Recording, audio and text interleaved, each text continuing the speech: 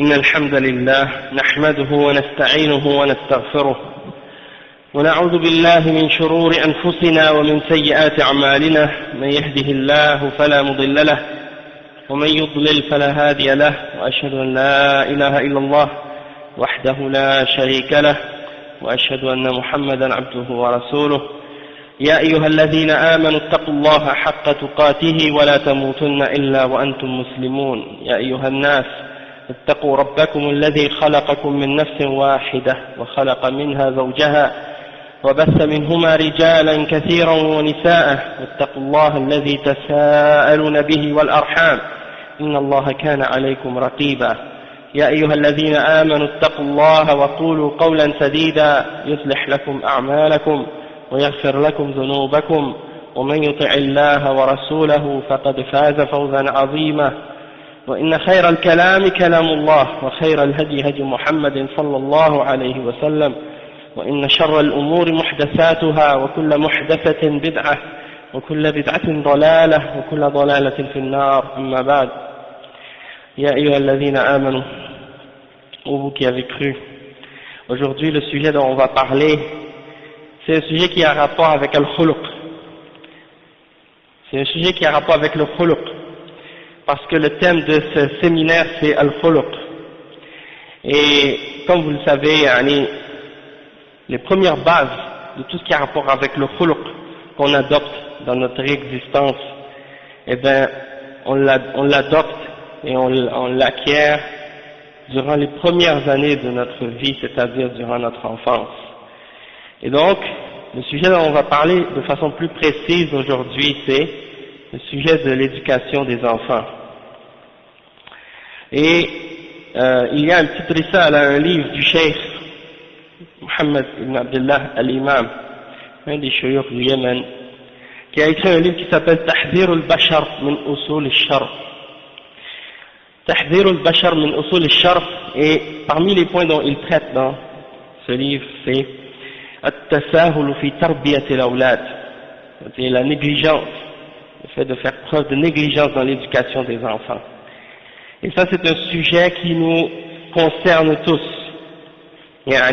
Soit qu'on est les enfants de quelqu'un, ou soit qu'on a nous-mêmes des enfants, ou bien on connaît des gens qui ont des enfants.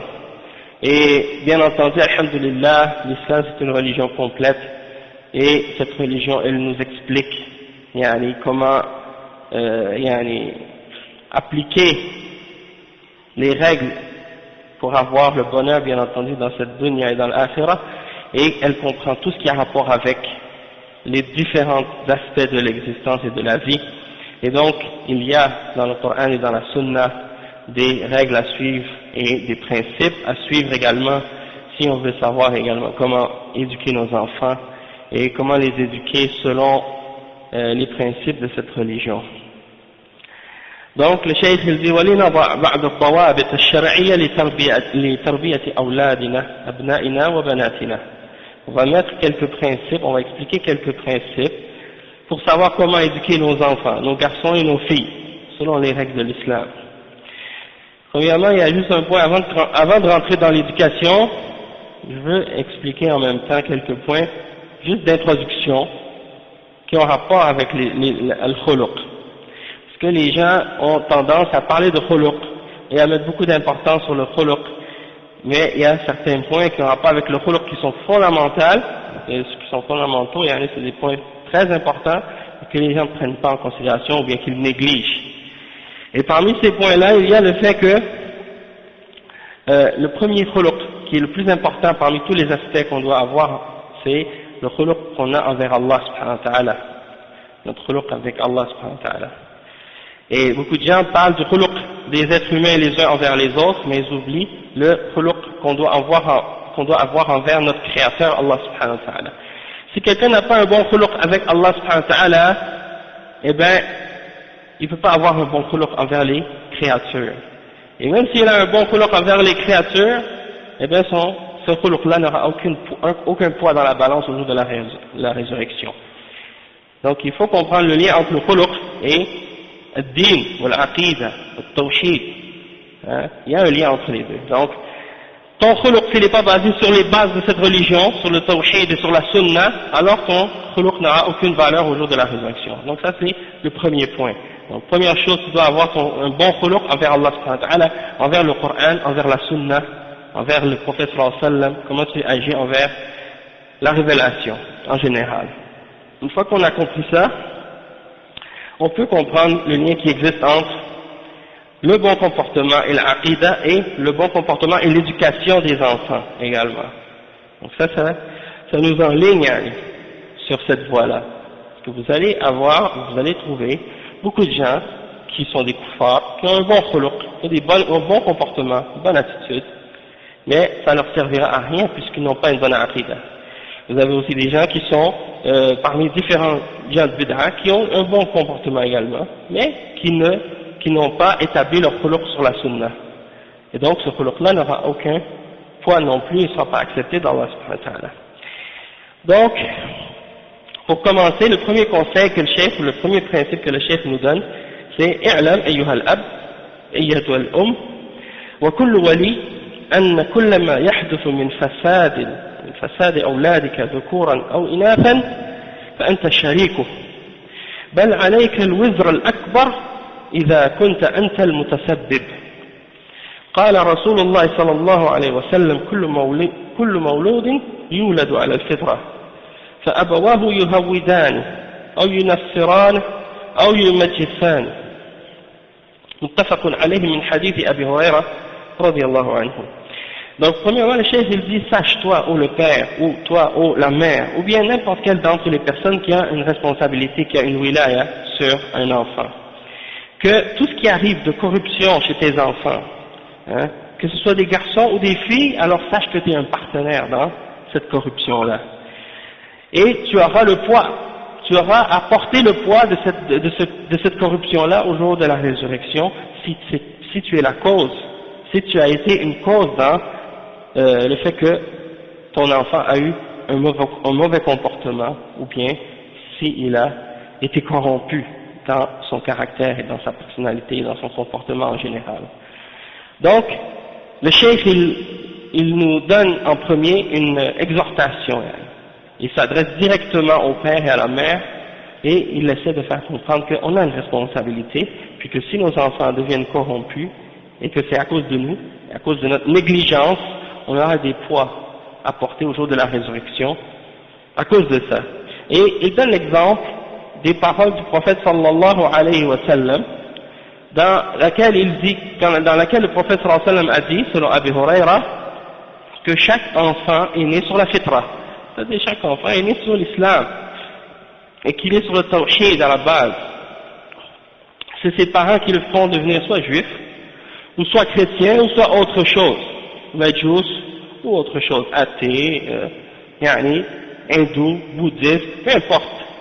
Hein, laïque, ou si c'est des questions de personnes qui sont nées dans des familles qui sont sur des formes de croyances qui sont en contradiction avec l'islam, mais qui s'apparentent à l'islam et qui disent qu'ils sont musulmans, sauf qu'ils font partie de Turq Soufia, ou bien d'autres groupes de bid'a, ben, leurs parents les font devenir, ou les font entrer dans ces différentes tendances et dans ces différentes voies-là également.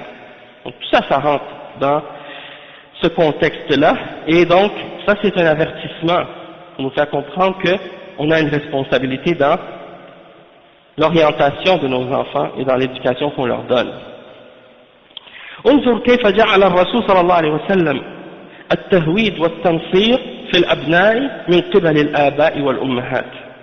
فالأب أول مسؤول وآخر مسؤول عن فساد الأبناء مهما كان في المجتمع من انحراف وفساد فليس من عذر للآباء والأمهات عند الله عند أن يهملوا الأبناء، بخلاف لو انحرف الولد أو البنت بعد أن صار رجلا وقد قام الآباء والأمهات بتربيته من الصغر فلا إثم عليهم إن عجزوا في هذه المرحلة عن التربية.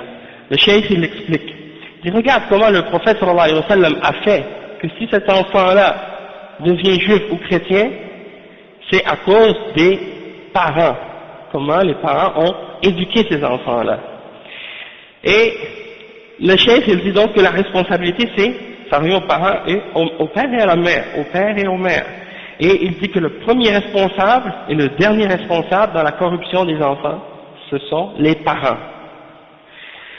Peu importe qu'est-ce qu'il peut y avoir de corruption et de déviation dans la société, les premiers responsables sont les parents.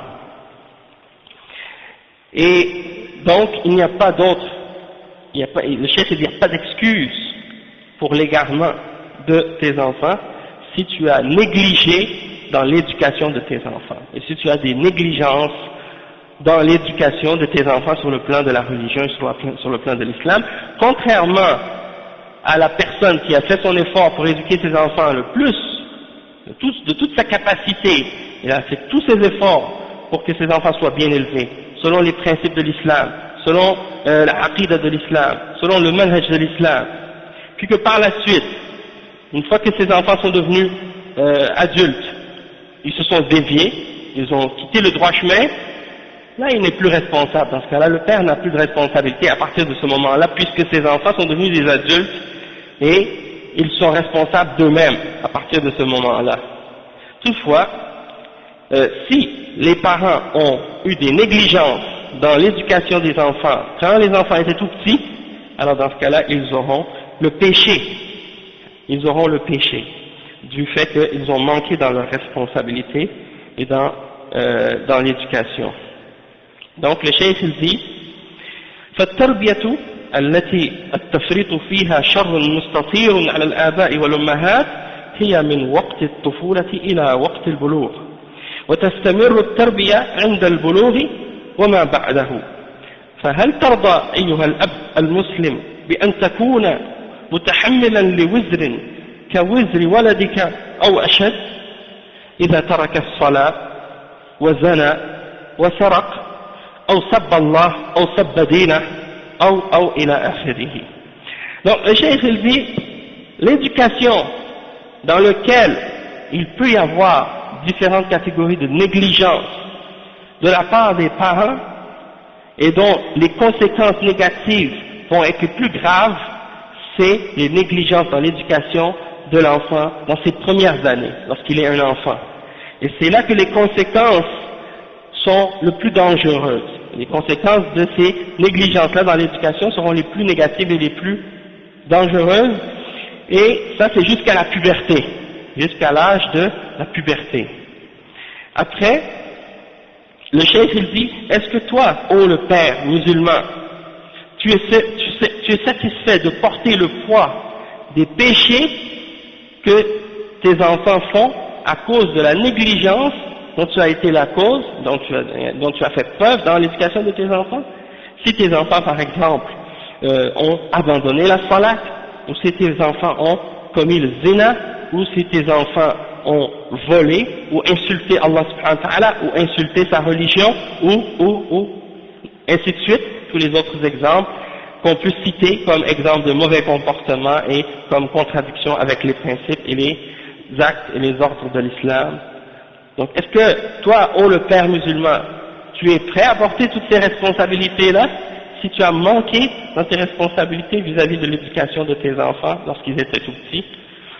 Bien entendu, aucun d'entre nous ne voudrait porter ces poids-là et ces charges-là. Hein? Et il n'y a pas de doute que Allah subhanahu wa ta'ala, il dit dans le Coran, وَلَا تَزِرُ وَازِرَةٌ وِزْرَ أُخْرَى. Quelqu'un ne sera pas puni pour les péchés de quelqu'un d'autre. Il n'aura pas à porter le poids ou la charge de ce qu'une autre âme a acquise. Sauf que, si toi, tu as été négligent dans l'éducation de ces enfants-là, et que ces enfants-là ont dévié à cause de toi, à cause de ta négligence dans l'éducation, c'est certain que tu auras une part de la responsabilité et du péché de ces enfants-là. Donc, le cheikh il donne ça comme premier point, et c'est le point d'introduction. Et donc, juste pour ramener quelques points encore qui sont importants et bénéfiques à ce sujet-là, c'est de nous faire comprendre l'importance d'éduquer nos enfants, premièrement, sur la aqidah de l'islam, sur le tawhid et sur la sunna. Hein, comme on a dit que des parents font, il y en a qui vont les faire devenir leurs enfants juifs ou d'autres vont les faire devenir chrétiens. Et bien toi, en tant que musulman, c'est ton devoir de faire en sorte que tes enfants soient éduqués sur l'islam. Et non pas sur n'importe quelle façon, n'importe quelle forme de compréhension de l'islam, sur l'islam qui est en accord avec le Coran, en accord avec la Sunna et la voie des salaf salih bien entendu, et de les protéger contre les innovations et les différentes formes d'égarement. D'accord? Parce que c'est pas seulement de dire ça y est mon enfant il est musulman puis par la suite tu le laisses dévier dans différentes formes d'innovation. Ça c'est très important de veiller à ce que tes enfants suivent la sunna. Et le cheikh faisait ensuite comme deuxième point innahu la qahra li aduwika illa bi tarbiyati waladik. هذا أطلقها بعض السلف وهو الحق والواقع شاهد بذلك فولدك يجر إليك ما يسوءك وما فيه التنغيص لحياتك ولهذا قال بعضهم أول ما يشقى بفساد الأولاد آباؤهم وأمهاتهم وقال تعالى يا أيها الذين آمنوا إن من أزواجكم وأولادكم عدوا لكم فاحذروهم فلا تسامح مع الأولاد فيما يعقب الفساد والضرر بل لا بد من الحزم المنضبط بالضوابط الشرعية فإن الناس بين إفراط وتفريط في هذا الأمر إلا من رحم الله. Donc ici le cheikh il est en train de nous faire comprendre un point aussi qui est très important et que parfois on oublie. Dans un certain sens, si tu regardes sur la question de l'éducation des enfants, tes enfants sont un miroir de toi-même. Ils te reflètent, toi.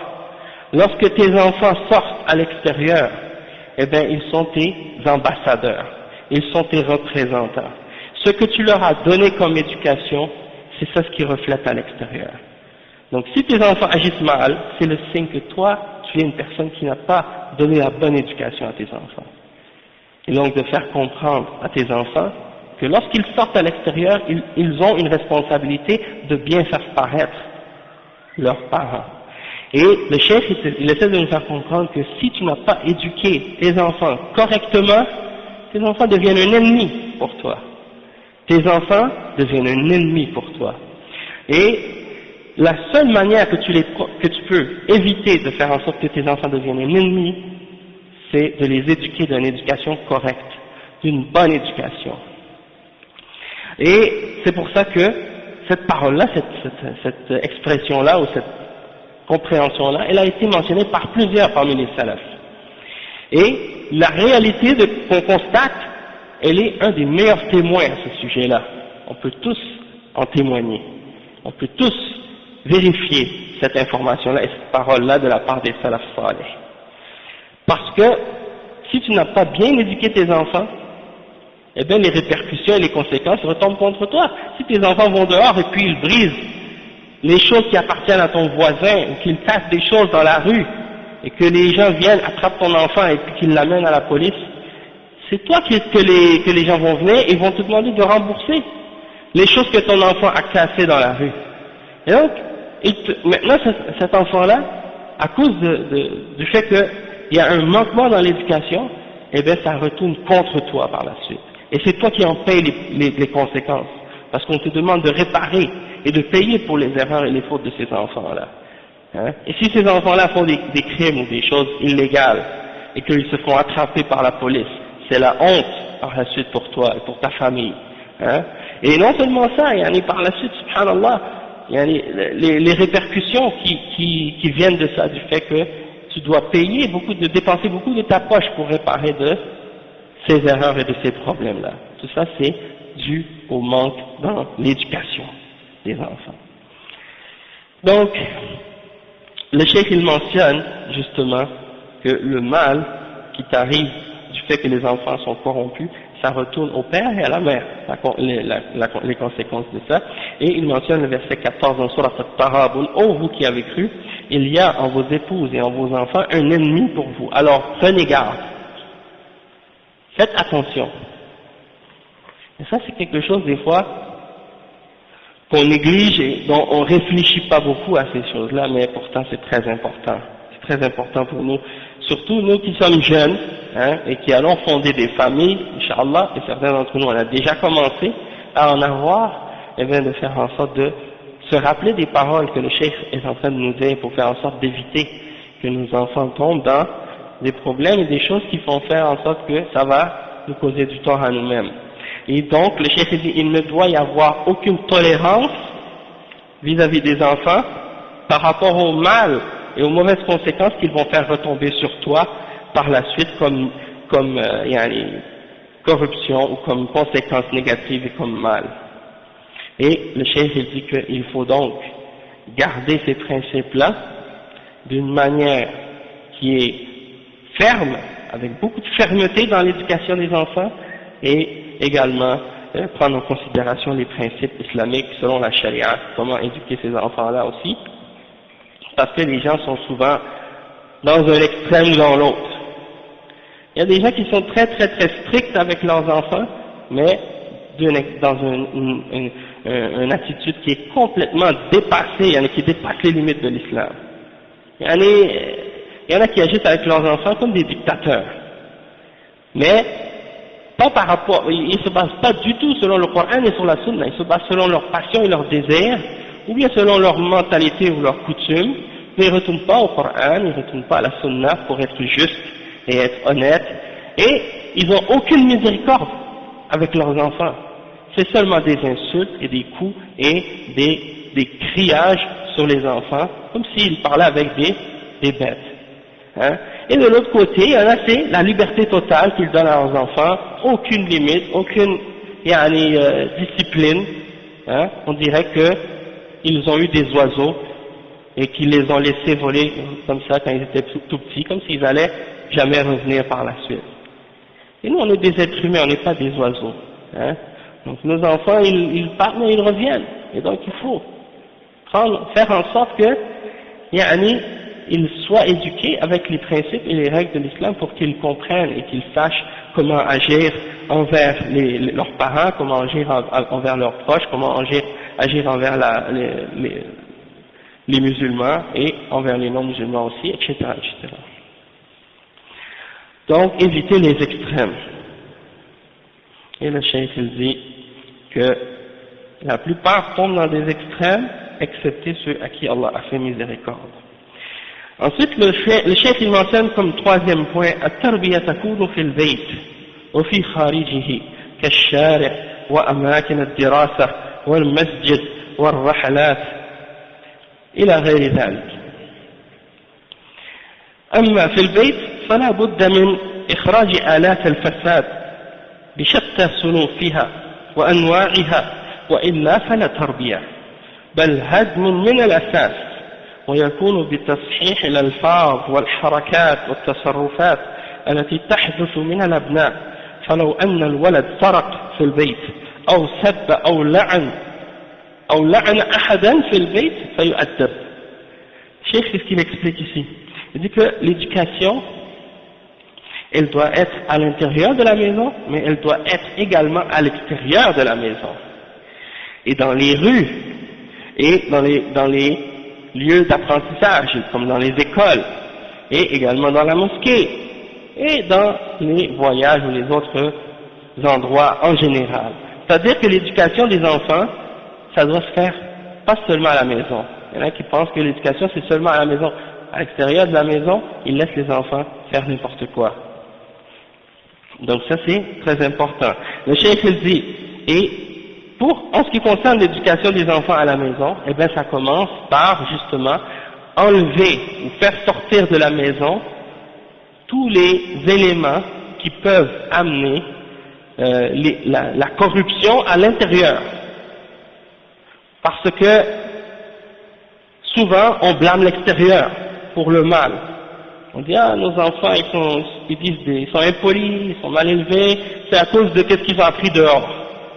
Et on oublie que parfois les causes de corruption et de déviation dans le comportement et dans le caractère des enfants commencent à l'intérieur même de la maison, parce qu'il y a une fenêtre dans les maisons que parfois on oublie.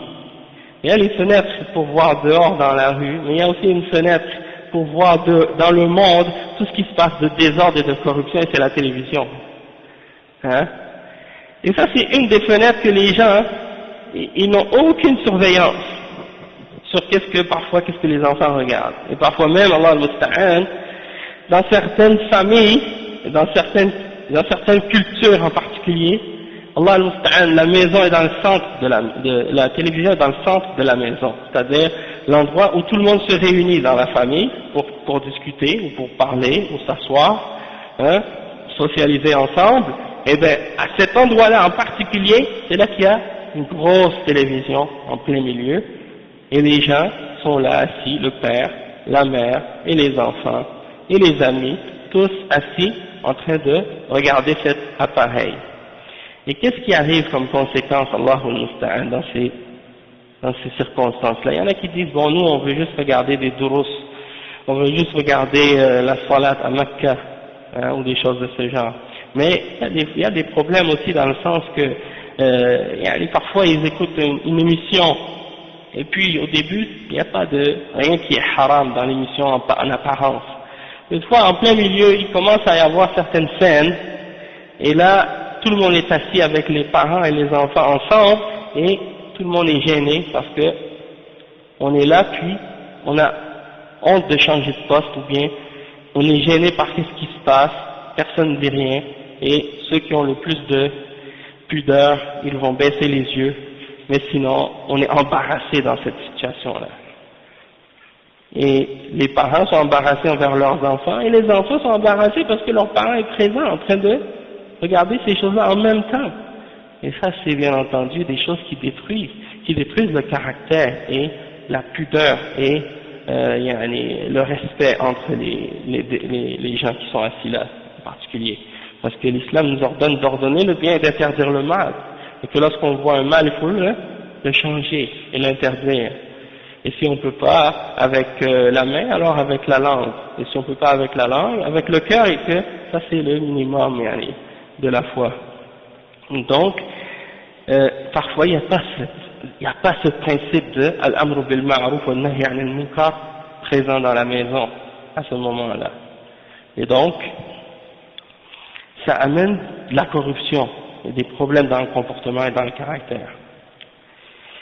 Donc il faut, comme le chef le dit, faire sortir de la maison tous les outils qui peuvent être des causes de corruption et de désordre à l'intérieur de la maison, qui vont détruire toute éducation que tu essaies de bâtir. Toi, tu essaies de bâtir tes enfants, tu essaies de les éduquer, comme quelqu'un qui veut faire pousser une plante. Eh bien, tu vois que à ce qu'il y ait une bonne lumière, à ce qu'il y ait une bonne température, tu veilles à ce qu'il y ait, tu les arroses régulièrement, pour qu'ils poussent en santé et qu'ils soient forts. Hein? Eh bien, tes enfants, c'est la même chose. Et pour faire en sorte que cette éducation-là soit bien établie, eh bien, il faut faire en sorte que tout soit pris en considération. Et que tu fasses attention à tout ce qui pourrait rentrer et détruire tout ce que tu es en train de bâtir. Hein? Pour pas qu'il y ait des choses qui vont démolir tout ce que tu essaies de faire toi. Donc, le cheikh dit que tu prends en considération et tu corriges tout ce qui peut sortir de tes enfants comme erreur ou comme problème dans leur comportement. Que ce soit par exemple dans les mots qu'ils utilisent. Si tu vois que ton enfant, garçon ou fille, prononce des mauvais mots, tu corriges ça. Tu leur expliques et tu les éduques à parler bien, à utiliser un bon vocabulaire, à s'exprimer clairement, à utiliser un langage qui est poli, qui est respectueux. Et les mouvements, les gestes, comment les enfants bougent, comment les enfants agissent, les gestes qu'ils se font les uns les autres, vérifier et voir à ça aussi. De les éduquer avec de la noblesse et du respect les uns envers les autres, pour qu'ils aient du respect pour les plus âgés et qu'ils se respectent également entre eux, pour pas qu'ils s'insultent ou qu'ils se frappent à chaque instant, comme c'est le cas parfois maintenant, quand les enfants jouent ensemble, ils ne font que se frapper comme s'ils veulent imiter qu'est-ce qu'ils voient à la télévision. Hein? Et de prendre en considération tout ce qui se passe de la part enfants dans la maison, si l'enfant vole ou si l'enfant insulte quelqu'un, quoi que ce soit, de lui donner l'éducation et de le corriger s'il mérite d'être corrigé. Hein?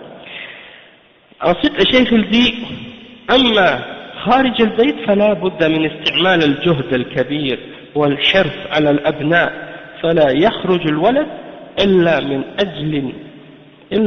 أجل واجب من أمور الدين أو الدنيا أو مباح ويحدد له الوقت والمكان الذي سيذهب إليه والزميل المرافق الذي سيصطحبه.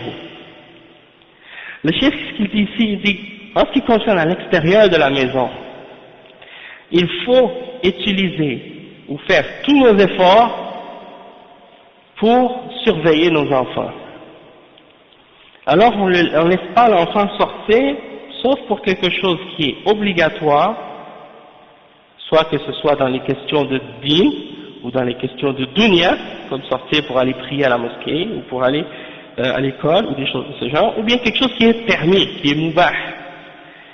Et il lui donne un temps limite pour sortir. C'est-à-dire, il sort à telle heure et il rentre à telle heure. On ne le laisse pas sortir n'importe quand, n'importe où, n'importe comment. Non, tu sors à telle heure, tu rentres à telle heure. Hein? Et l'endroit où il va, ça doit être spécifique et délimité. Tu ne vas pas aller à tel endroit alors que tu as dit que tu voulais aller à cet endroit-là. Non, tu dis que tu vas là et tu vas là, et quand tu as terminé, tu reviens à la maison. Hein? Et avec qui il va y aller, c'est-à-dire de surveiller avec qui il va partir à cet endroit-là et avec qui il va revenir. Tu ne le laisses pas traîner avec n'importe qui, ton enfant. Tu ne laisses pas marcher dans la rue avec n'importe quel ami dans le quartier. Non, tu vérifies avec qui il marche et tu dois prendre en considération qui sont ses amis et surveiller avec qui il fréquente. Ça, c'est des choses aujourd'hui, les musulmans, ils ont pris à la légère, subhanallah. Et je ne sais pas si, il y en a à qui j'ai mentionné l'exemple déjà, il y en a à qui j'ai mentionné l'exemple au Canada, subhanallah, quand j'étais au travail une fois, et puis, il y a une femme juive qui est venue pour acheter, avec ses enfants. Parmi les enfants qui étaient là, hein, c'est des juifs orthodoxes qui viennent de New York. Sont très religieux. Ils sont dans l'égarement bien sûr, mais ils sont accrochés à leur égarement plus que les autres. Eh bien, Allah al-Musta'an, elle avait un petit garçon qui ne devait pas dépasser 3 ans, 2 ou 3 ans. Et le petit, il n'arrêtait pas de me fixer. Il n'arrêtait pas, il me regardait avec ses yeux. Et puis il me posait la question, Are you a boy? Are you a goy? Et en français, qu'est-ce que ça veut dire? Est-ce que tu es un goy? Et un goy, chez les juifs, c'est celui qui n'est pas juif. Il l'appelle goy. Hein? Alors il n'arrêtait pas de me poser cette question-là à répétition, sans arrêt. Est-ce que tu es un goy? Est-ce que tu es un goy? Ma mère lui dit, arrête, laisse le monsieur tranquille. Il continue quand même, et il me fixe. J'ai dit, subhanallah, regardez comment ces gens-là éduquent leurs enfants à cet âge. À cet âge-là déjà, même pas, il a même pas 3 ans, et il est déjà capable de savoir ou de poser les questions pour savoir est-ce que tu es juif, est-ce que tu n'es pas juif. Aujourd'hui, les enfants musulmans, comment ils sont éduqués par leurs parents? Ils ne sont pas éduqués sur l'aqida. Et quand ils vont sortir d'eux, ils vont pas dire est-ce que c'est un kafir, est-ce que c'est un musulman? Non. Parce que les parents n'ont pas éduqué leurs enfants à faire cette distinction-là entre les gens, selon l'iman, selon la din, selon l'aqida. التربية العقائدية التربية السلفية الإسلامية. Ils n'ont pas cette éducation-là. Pourquoi? Parce qu'on ne les éduque pas sur leur aqida depuis qu'ils sont tout petits. Contrairement aux sahaba, comment eux éduquaient leurs enfants. Nous, on ne prend pas ça en considération. Toutefois, nos ennemis, eux, oui. Ils prennent en considération l'éducation de leurs enfants depuis qu'ils sont tout petits. Et c'est pour ça que lorsqu'il a vu une barbe, il était comme confus. C'est plus, est-ce qu'il est juif, est-ce qu'il n'est pas juif? Le petit, il ne sait pas, il ne comprend pas. Il est trop jeune encore. Mais il veut comprendre, alors il pose la question. Si nous, on éduque nos enfants comme il faut, que ce soit des garçons, que ce soit des filles, à être capables et à poser des questions et à distinguer entre les mu'minines et les kafirines, on va voir que par la suite ça va avoir un impact et des conséquences dans leur comportement par la suite. Les juifs, laissez-moi vous dire, Allah musta'an, ces gens-là, ils laissent jamais traîner leurs enfants avec un enfant qui n'est pas juif. Et même depuis qu'ils sont tout petits, ils les habillent de façon différente des autres, pour pas qu'ils veuillent, même, non pas pour pas qu'ils se mélangent, pour même pas qu'ils veuillent se mélanger. Parce que même depuis qu'ils sont tout petits, étant donné qu'ils ne sont pas habillés pareil, tout de suite ils voient qu'ils ne font pas partie de nous et on ne fait pas partie d'eux. Et nous, les musulmans, Allah al-Musta'an, nos enfants, on les habille comme les kuffars. Parce qu'on croit que parce que ce sont des enfants, c'est pas nécessaire de les distinguer, puisqu'ils sont petits. Et ça, c'est une erreur. Cette distinction-là, c'est pas seulement pour les adultes, il faut l'inculquer aux enfants depuis qu'ils sont tout petits, pour que plus tard, justement, ça les protège durant leur enfance, pour que plus tard, ça les préserve encore une fois lorsqu'ils sont devenus plus vieux. Mais on est loin de ça encore. Hein? Mais c'est juste pour nous faire comprendre à quel point c'est important de veiller à ces choses-là et de les prendre en considération et de faire attention justement parce que sinon, tu vois, comme des frères m'ont dit, hein, tu vois le père avec la barbe et le qamis, et tu vois la mère avec le sitar, le djilbab et tout, et la petite fille en mini-jupe ou je sais pas quoi, hein. Il la laisse s'habiller n'importe comment. Et le garçon la même chose. Hein? Et puis ils vont dire, bon, on a des contraintes, il faut les envoyer à l'école, ici c'est laïque, et puis etc., etc. Bon, on est responsable de ça aussi, d'envoyer nos enfants dans ces écoles-là, on a la responsabilité. Parce que nous, les musulmans, illa man rahim Allah, on n'aime pas sortir de l'argent de notre poche pour nos enfants et pour leur éducation. On attend que ce soit des non-musulmans qui dépensent pour faire des écoles pour nous, et puis après on se plaint par la suite que nos enfants ne sont pas bien éduqués et qu'ils n'ont pas les principes, ils n'agissent pas selon les règles de l'islam. Et après on se plaint, nous, on dit ah mais nos enfants ils agissent pas comme des musulmans, ils n'ont pas le bon comportement islamique. Mais tu donnes tes enfants à tes ennemis pour que eux les éduquent pour toi. Comment tu penses que eux ils vont les faire sortir tes enfants? Le fruit de ton âme, le fruit de ton cœur, hein, yani tu le donnes à tes ennemis pour que eux les éduquent à ta place. Qu'est-ce que tu penses? Comment tu penses qu'ils vont sortir? Hein? Subhanallah. C'est comme si quelqu'un, par exemple, je sais pas moi, quelqu'un qui est en Palestine, et puis il envoie son enfant se faire éduquer chez les Juifs. Comment il va sortir cet enfant-là? Nous on n'est pas, ça c'est un autre pays, une autre réalité, mais malgré tout on a une divergence entre nous et les aqidah de ces gens-là. Il faut prendre en considération que la différence elle est au plan de la aqidah et au plan de la croyance et du comportement et de tout ce qui s'ensuit. Hein? Donc tout ça c'est des choses qu'il faut prendre en considération. Le cheikh il dit à l'extérieur de la maison, il faut faire beaucoup d'efforts pour que nos enfants, respectent les exemples qu'on a mentionnés. Un des salafs, parmi les salafs, il a vu son enfant sortir de la maison de Mubtadi'. Il lui a dit quoi? Il lui a dit, oh mon fils, je préfère que tu sortes de la maison des gens qui boivent de l'alcool et qui font le zina ou des péchés comme ça, que de te voir sortir de la maison d'un de ces mubtadi'. Parce que si tu meurs sur les exemples des bid'a de ces gens-là, tu vas rencontrer Allah subhanahu wa ta'ala et tu n'auras pas de foi peut-être. Hein? Surtout qu'il sortait de la maison de Amr ibn Ubayd, un des Mu'tazila à l'époque, qui niait les noms et qui niait les attributs d'Allah subhanahu wa ta'ala. Donc c'est de danger de laisser les enfants, non seulement par rapport aux kuffars et de leur effet sur nos enfants, mais même parmi ceux qui se disent musulmans, faire attention à qui ils fréquentent parmi eux. Et ça c'est par rapport aux bid'a, parce que les bid'a c'est plus dangereux que les péchés. Et le cheikh il dit pas ça pour dénigrer le danger des péchés. Le péché c'est grave aussi, c'est dangereux. Sauf que la bid'a c'est plus dangereux encore. Parce que la bid'a, tu le fais pour te rapprocher. Eux, les gens qui font la bid'a, ils la font pour se rapprocher à Allah subhanahu wa ta'ala. Tandis que le péché, il n'y a personne qui fait un péché puis il pense que ça le rapproche à Allah.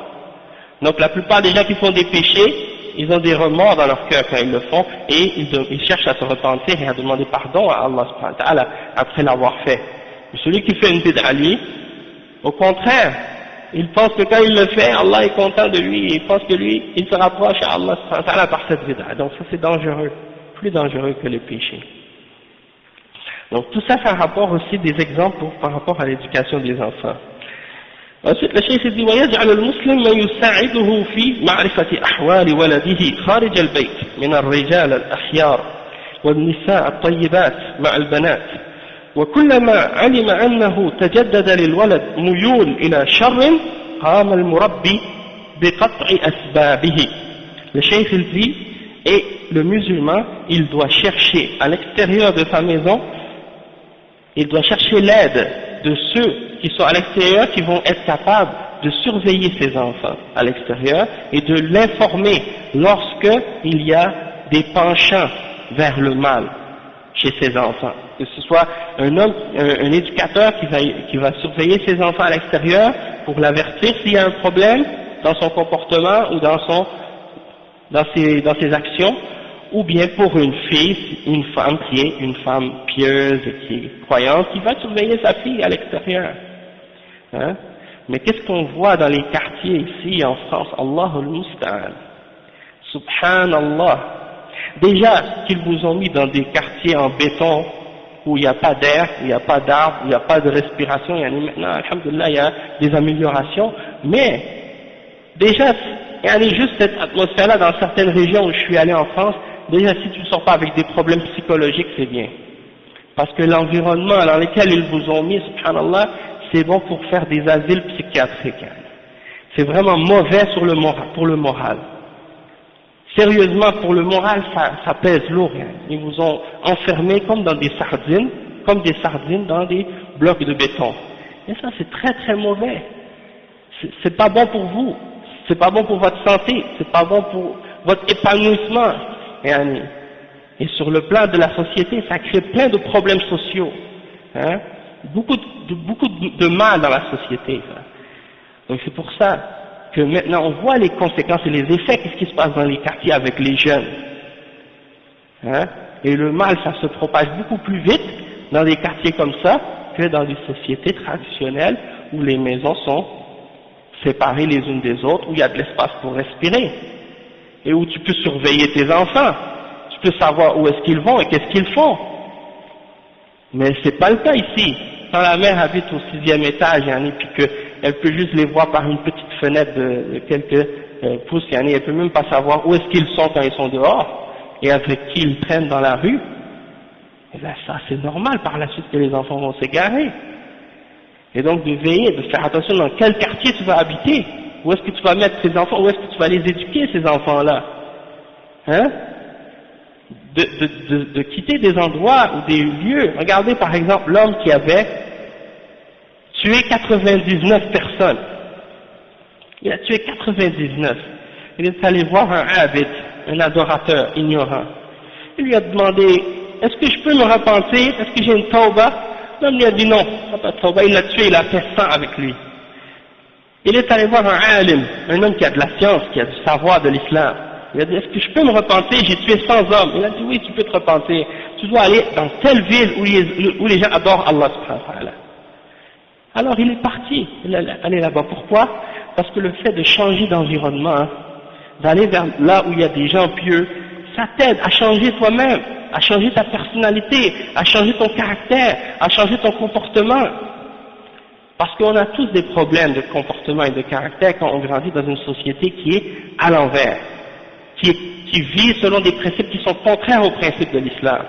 Donc le fait de voyager, d'aller dans un pays ou dans un endroit ou dans une ville où les gens adorent Allah subhanahu wa ta'ala et où ils connaissent Allah subhanahu wa ta'ala, où ils ont un bon comportement, ça peut avoir un effet positif sur notre comportement à nous, et encore plus aussi sur nos enfants. Hein?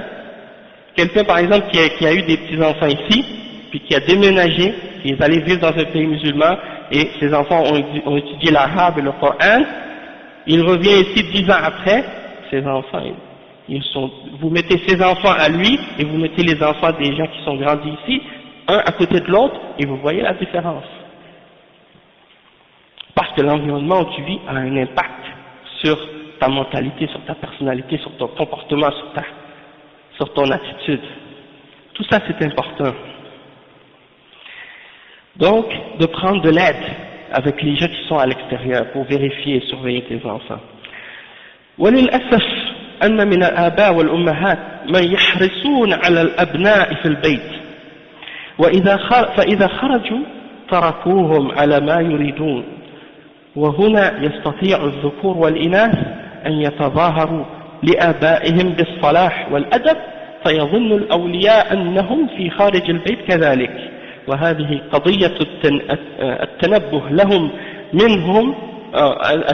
لها مهم جدا ومن التقصير في تربيتهم أن الأولياء يحذرون الأولاد أو الأبناء من أخطار خارج البيت يخافون عليهم منها ولكن إذا خرج الأبناء لم يتابعهم الآباء اكتفاء بالتحذيرات وهذا تقصير لا بد من تداركه.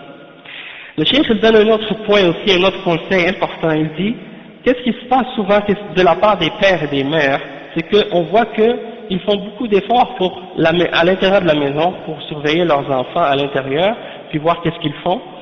Mais lorsqu'ils sortent, ils les laissent faire ce qu'ils veulent. Et donc les enfants, ils adoptent un comportement un peu une double personnalité. Hein. À la maison, ils sont sages et polis et bien, mais quand ils sortent dehors, ils disent n'importe quoi, ils parlent n'importe comment, ils agissent n'importe comment. Parce que là, il n'y a personne pour les voir, pour les surveiller avec leurs amis. Et donc, le cheikh, il dit que les parents, dans cette situation-là, ils s'imaginent que leurs garçons ou que leurs filles ont un comportement idéal et qu'ils agissent bien, qu'ils sont des bons enfants. Mais ils ignorent la réalité de leurs enfants lorsqu'ils sont dehors. Et comment ils agissent en réalité quand ils sont seuls, que c'est complètement l'opposé. Et donc le cheikh il dit que ça c'est quelque chose que les parents doivent faire très attention, ils doivent prendre ça en considération. Et le fait de justement juste faire des avertissements, attention, quand vous allez dehors, il parle à ses enfants, il dit faites attention quand vous allez dehors, il y a telle ou telle chose. Ils font juste se limiter à les avertir, mais ils ne les surveillent pas, et puis ils ne font pas d'efforts non plus pour les surveiller. Il dit le cheikh, ça c'est pas suffisant, et c'est un manquement qu'il faut essayer de corriger. ومن الأولياء من يظن أن تربية ولده على يد مدرس مثلا كاف وهذا خطأ فإن تربية غير الأولياء إن تحققت فإنما هي مساعدة للآباء والأمهات والاعتماد يكون على الآباء والأمهات. Le cheikh, qu'est-ce qu'il dit? Il dit qu'il y a des parents qui pensent que du moment que les enfants vont à l'école et qu'ils ont un prof à l'école qui les enseigne, que ça c'est suffisant pour l'éducation des enfants.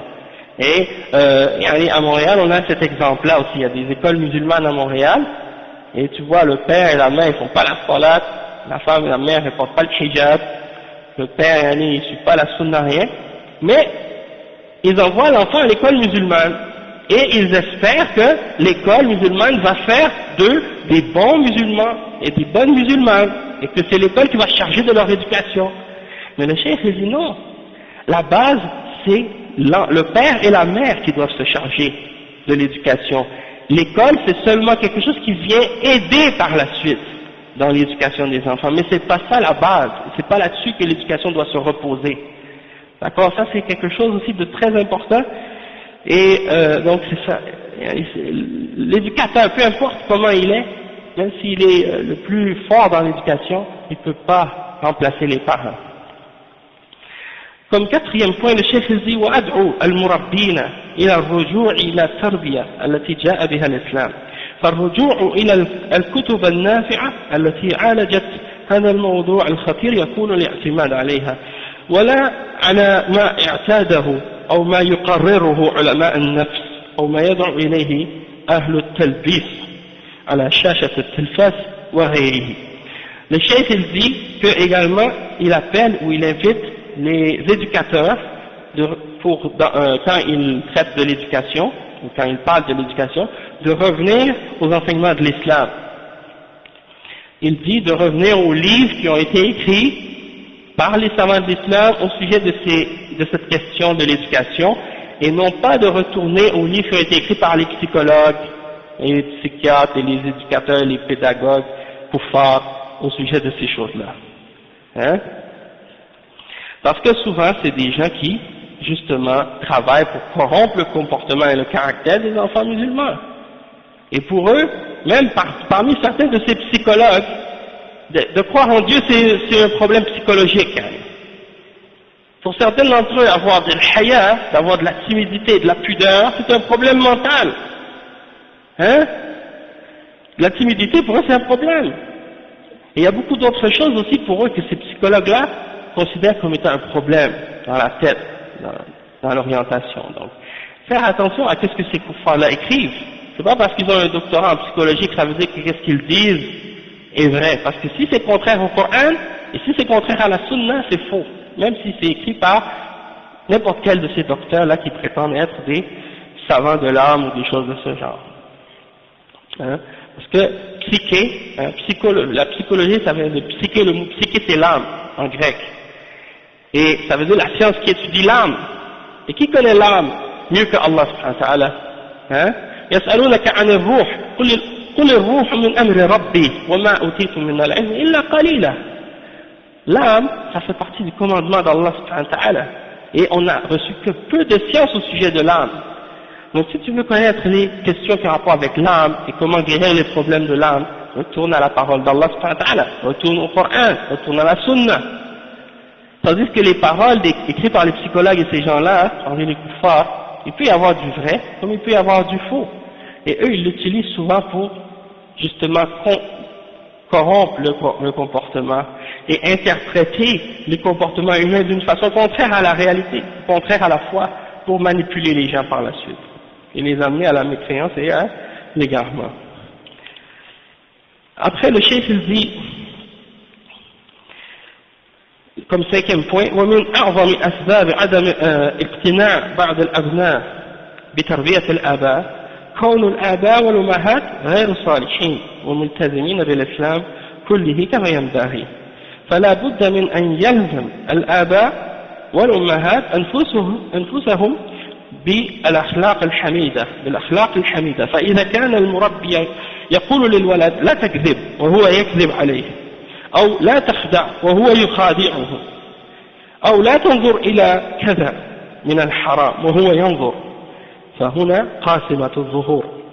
قال تعالى يا أيها الذين آمنوا لم تقولون ما لا تفعلون. Le cheikh il dit qu'une des raisons pour lesquelles souvent les enfants ne sont pas convaincus par l'éducation de leurs parents, c'est parce que les parents ne donnent pas l'exemple même et qu'ils font le contraire de ce qu'ils ordonnent à leurs enfants de faire. Et donc, comme le cheikh il l'explique, le cheikh il dit, si les parents eux-mêmes ils disent à leurs enfants ne mens pas, et eux ils mentent, et s'ils disent ne trahis pas ou ne fais pas des choses qui sont des trahisons, des choses contraires à la réalité, tu veux tromper, trahir les gens, et puis eux-mêmes ils le font, parlent pas dans le dos des gens et eux ils parlent dans le dos des gens, eh bien, ou ne regardent pas telle ou telle chose qui est haram et eux ils le regardent, comme certains parmi les kuffars. Nous on a grandi, moi par exemple en particulier, j'ai grandi dans une famille non musulmane. Et quand on était petits, les parents, qu'est-ce qu'ils nous disaient? Ça c'est pas pour les enfants, ça c'est une émission, c'est pas pour les enfants, c'est pour les adultes. Alors qu'est-ce qu'ils se disent les enfants? Il faut que j'attende d'être un adulte pour regarder ça. Quand je vais être un adulte, je vais regarder. Hein? Comme si le haram c'était haram juste pour les enfants et quand tu es adulte c'est halal. Ou bien la cigarette, c'est mauvais pour les adultes. C'est mauvais pour les enfants. Mais si tu es plus que 18 ans, c'est permis. Donc dans la mentalité de l'enfant, quand il va arriver à cet âge-là, il va vouloir le faire lui aussi. Et toutes les lois dans cette société, elles sont faites de cette manière-là. halal pour les adultes, haram pour les enfants. Mais Allah subhanahu wa ta'ala, il n'a pas déterminé, il n'a pas divisé les choses de cette manière-là. Allah subhanahu wa ta'ala dit si c'est haram pour tout le monde, que tu sois un adulte ou que tu sois un enfant. Et si c'est haram pour quelqu'un, ça doit être encore plus haram pour les adultes que pour les enfants. Parce que c'est les adultes qui donnent l'exemple aux enfants. Donc si les parents le font et les adultes le font, eh bien c'est certain par la suite que les enfants vont vouloir le faire. Hein? Et ça c'est le problème qui existe dans ces sociétés-là, Allah al-Musta'an. Et donc nous on doit faire attention de ne pas rentrer dans ce jeu-là. Et il mentionne le cheikh, le verset dans lequel Allah a dit dans le verset, dans Surat As-Saf, le verset 2, ô vous qui avez cru, pourquoi vous dites ce que vous ne faites pas? Hein? Et comme dernier point que le cheikh mentionne, le point numéro 6, i'lam أن غفص يوم القيامة من المفرطين في تربية أولادهم على المفرطين في تربية أولادهم لا تطاق. فالرسول صلى الله عليه وسلم قال ما من عبد يسترعيه الله رعاية أو رعية